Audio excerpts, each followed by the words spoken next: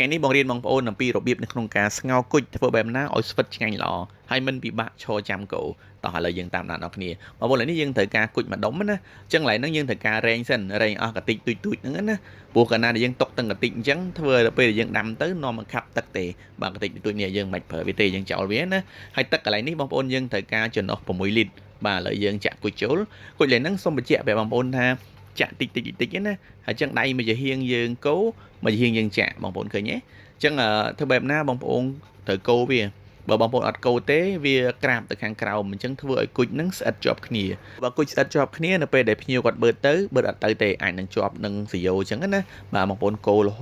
ហូតដល់ស្មើដល់វាពុះខ្ជុលបងប្អូននេះបងប្អូនឃើញទេពុះខ្ជុលបែបនេះហើយបងប្អូនអាចទៅធ្វើការងារផ្សេងៗបានមិនពិបាកទេអញ្ចឹងបងប្អូនទុករយៈពេលឲ្យពុះហ្នឹងរយៈពេល30នាទីណាបងប្អូនឡើយនេះបងប្អូនដល់ពេលយើងដាំ30នាទីរួចហើយបងប្អូនឃើញទេគឺខ្ជុលបែបហ្នឹងបន្តមកទៀតបងប្អូនកន្លែងនេះគឺយើងបិទហ្គាសមកហើយយើងចាក់ទឹកចូលនេះខ្ញុំចាក់3លីត្រចូលណាបងប្អូនទឹកសុទ្ធយើងណាដើម្បីផ្នំវាឲ្យគុជនឹងរីកធំខ្លាំងជាងមុនផងដែរបាទចាក់ចូលមកចាំន័យថាຕົករយៈពេលកន្លះម៉ោងទៀតដើម្បីឲ្យគុជនឹងបានធំជាងមុនបងប្អូនឃើញទេយើងដួសមកបងប្អូនឃើញគុជគឺធំតែម្ដងហើយសំខាន់គឺស្វិតឆ្ងាញ់តែម្ដងបងប្អូនឃើញអត់យើងអត់មានខាតពេលវេលាអង្គុយឈរកោទេបងប្អូនអញ្ចឹងវិធីដែលយើងដាំនេះគឺយើងប្រើទឹកច្រើនតែម្ដងអត់ពិបាកទេណាបងប្អូនឃើញទេសម្បីតែគូតឆ្នាំងមិញក៏អត់មានជាប់បាតដែរគឺស្រួលមែនតើបងប្អូនអញ្ចឹងយើងបានគុជបានដែរបងប្អូនបន្តមកទៀតបងប្អូនយើងត្រូវការទឹក brown sugar នេះគឺ brown sugar របស់វៀតណាមណាយើងយកមកលាយជាមួយនឹង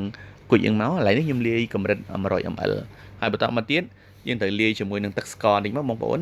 អត់ប្រើទឹកស្ករក៏បានដែរបងប្អូនអាចប្រើទឹក brown សុទ្ធក៏បានដែរគ្រាន់ថាយើងប្រើទឹក brown សុទ្ធអាចនឹងចុះទៅលើការចំណាយណាអញ្ចឹងឥឡូវនេះខ្ញុំថែមទឹកស្ករ100 ml ពីលើទៀតបងប្អូនឥឡូវហ្នឹងយើងថែមរួចហើយការដែលយើងប្រើទឹកស្ករជាមួយទឹក brown នេះគឺការពារកុំឲ្យគុជនឹងស្អិតជាប់គ្នាតែម្ដងណាព្រោះកាលណាយើងអត់ប្រើទេអាចនឹងស្អិតជាប់គ្នាពិបាកនឹងការបឺតផងដែរអញ្ចឹងនៅពេលដែលបងប្អូនដួសគុជយកទៅប្រើបងប្អូនត្រូវការវែកដែលមានចន្លោះធំមកដើម្បីយើងកលែងមកឲ្យទឹក brown ជាមួយទឹកស្ករហូរទៅខាងក្រោមការពារនៅពេលដែលយើងយកទៅប្រើទៅផ្អែមខាស់ខ្លាំងណាបងប្អូនឥឡូវនេះគឺយើងសាកប្រើជាមួយនឹងទឹក brown sugar នេះយើងធ្វើភេទជ្ជៈ brown sugar ណាអញ្ចឹងយើងដួសគុជដែលយើងបានស្ងោរហ្នឹងចាក់ចូលកែវលេខ22អោតនេះមកចាក់ដោះគោហើយចាក់គុជពីលើបងប្អូនឃើញទេគឺតំណងតែម្ដងអញ្ចឹងគុជមួយមុខយើងអាចធ្វើភេទជ្ជៈបានច្រើនមុខមែនតើហើយបងប្អូនដែលចេះធ្វើហើយខមមិនប្រាប់ផងហើយបងប្អូនដែលអត់ទាន់ចេះអាចខមមិនសួរបានអរគុណច្រើនជួបគ្នានៅវីដេអូបន្តទៀត